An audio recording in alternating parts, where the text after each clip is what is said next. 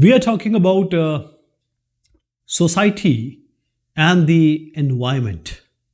Society and environment. We'll try to understand environment basically and what is the impact of society. The environment around us, it affects us and we affect it. This is mutual.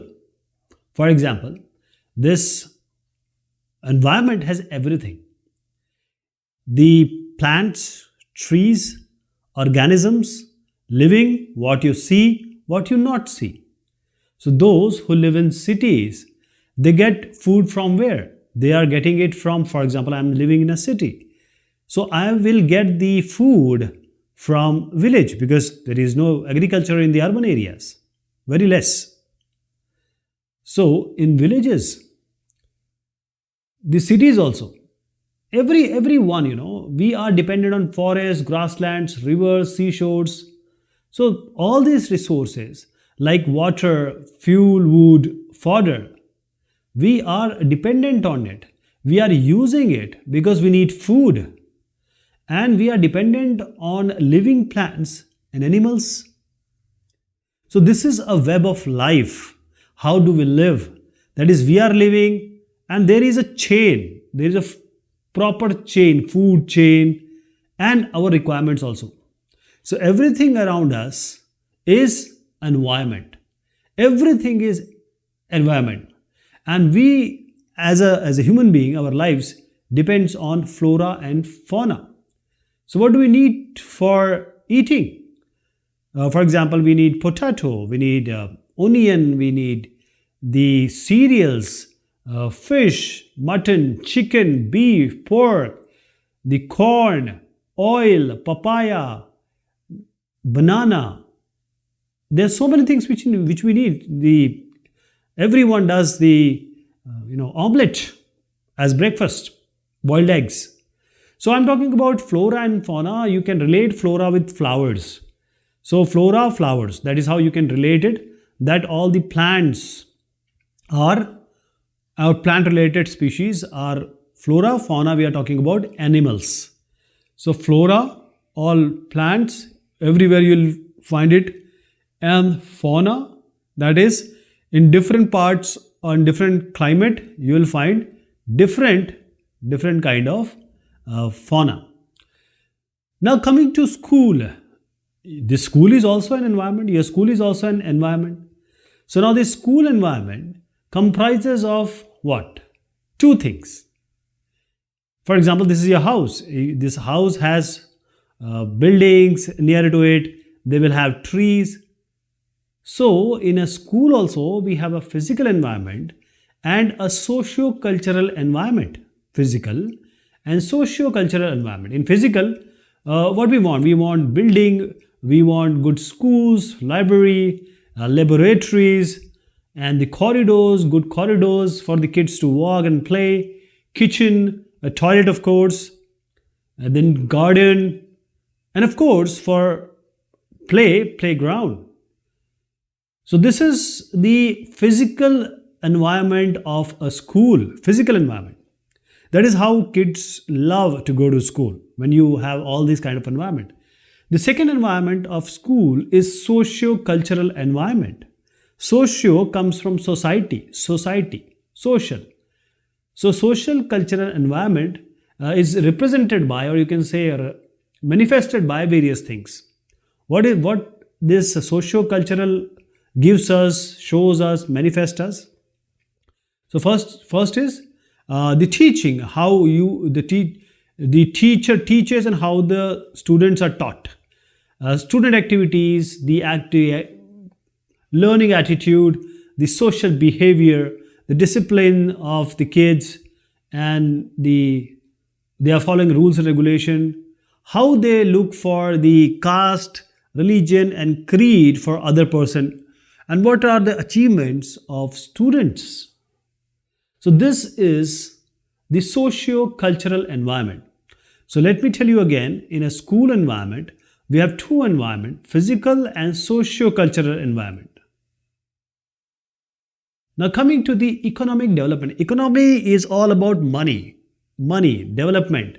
Development, whatever development is taking place, economy is involved, money is involved. So industries are there, jobs, different establishment, different industries are coming up. So this has given us environmental pollution. For example, look at this industry. You see the fumes coming out.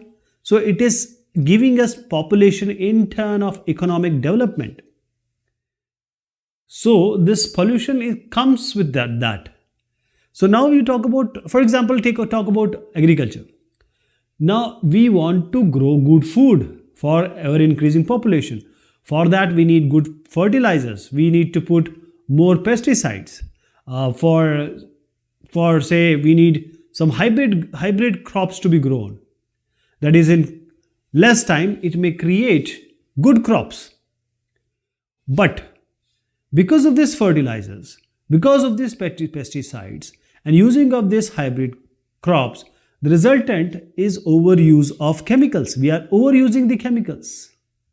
That is, the soil and the environment are degraded. See here, this is a natural ecosystem. But when you are making it or using it for agriculture purpose and not using it in a good way, ruthlessly or excessively agriculturing, then what will happen?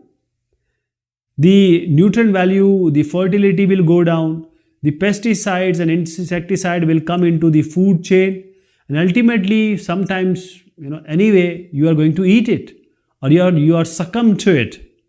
So this overusing of chemical, the overutilization of all these is will hurt us. So it is degrading the soil as well as degradation of environment. So the stability of environment is threatened because of this excessive use. Okay. So what we are doing today, we have to think and we have to see that the agriculture has to be sustainable. That is not only for us, we have to do it or we have to keep it for our kids, their kids, or the next generation. We have to think about next generation also. Then we have to have the sustainable agriculture. Along with this, we need all the design should be eco-friendly, eco-fashion design. We can use as manure friendly when manure, wormy kind of manure. Then solar panels we can use rather than using the conventional or traditional energy. The homes can be made environment friendly and environment sustainable. So you see, Indian Constitution is saying, it has already saying that protection and improvement of environment quality is already there. That is, and the Constitution also says about this. Article 48A of the Indian Constitution, it says that the state or the country should or shall endeavor to protect and improve the environment and to safeguard and the forest and the wildlife of the country. So this is already there in our constitution. So this is our national duty. This is the responsibility of every citizen of this country, that we need to protect the environment, and it is already given under the Indian Constitution.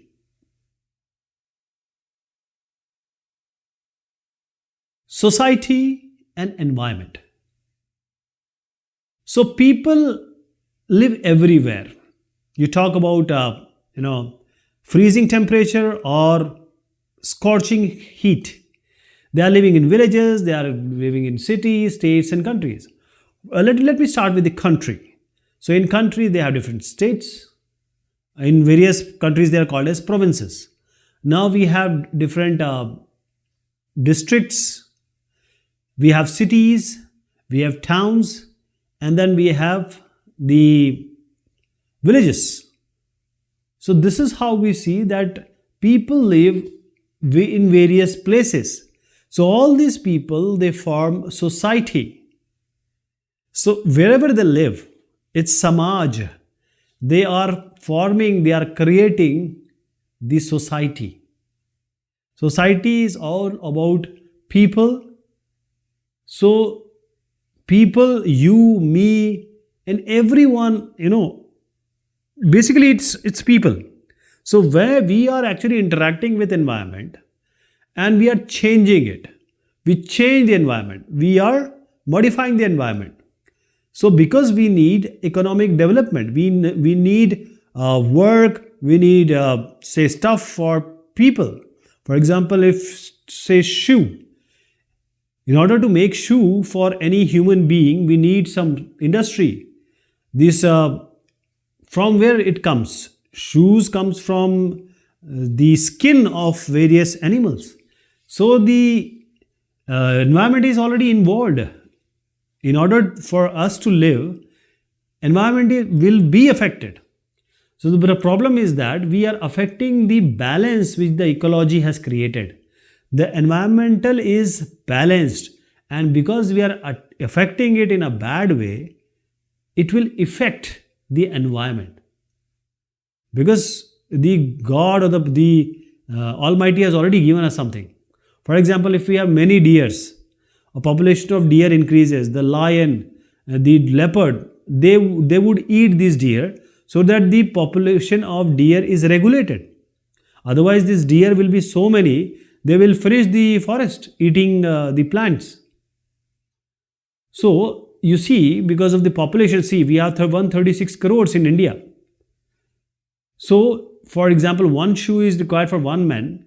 136 crores, it's 136 crore shoes are required. For that, we need to have various raw material and the industries. So, the environmental will be affected in a good way or a bad way. It will be affected. So, we are basically pressurizing the environment. We are destroying the environment. What we are seeing today also, global warming, etc. The industrial development, if you see there, this is industry. We need industry. I'm not saying we don't need industry. We need agriculture. I'm not saying we don't need it. We need this. But the excessive or intensive kind of industrialization, intensive and excessive kind of agriculture is a problem, because now we have a consumer oriented society. We need toothpaste, we need shoe, we need clothes, we need car, we need Ducati, we need Lamborghini. So we are consumer oriented society. For that, the production will be there. So we are eating up, we are using the natural resources. Natural resources are those resources which are provided by the Mother Earth. They are created by themselves. So we are utilizing this or we are over pressurizing these natural resources. So we have water, minerals, petroleum products, wood. All these are natural resources.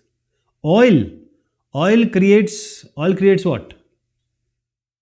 Petroleum, diesel, wood, sun, forest, rock. Almighty means this is how the plant create food. Then we have animals, we eat them, we take milk, water, soil, air. These are all natural resources. And the more we excessively use them, the situation will go bad. So what are the natural resources? The natural resources, it can be defined as any natural or artificial substance, energy or organism which is used by human or human being for its welfare. So it can be natural, it can be artificial. We are talking about a resource. We'll talk about artificial resources just now. But in case of resources or natural resources, these are utilized, or natural or artificial both are utilized by human being. We eat from food.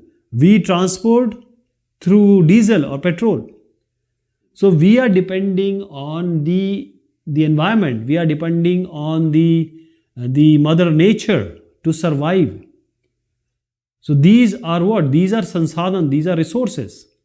So it includes everything like water, land, the soil, the rocks, the forest, the animals, the fossil fuels, the minerals.